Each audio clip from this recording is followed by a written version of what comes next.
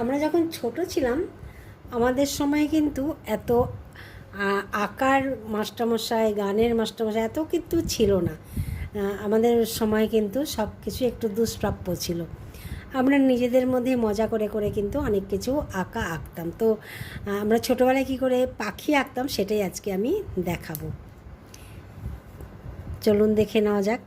আমাদের বয়সী হয়তো অনেকেরই এই জিনিসটা মনে পড়বে, অনেকেই হয়তো করেছেন বা করেননি। দয়ের হলো মাথা ব্যথা, খেতে দিলাম ট্যাবলেট, 22 জন ডাক্তার,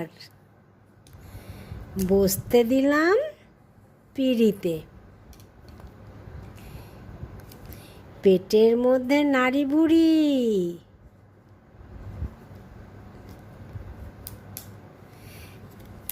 এক টান দিলাম চলে গেল শ্বশুর বাড়ি।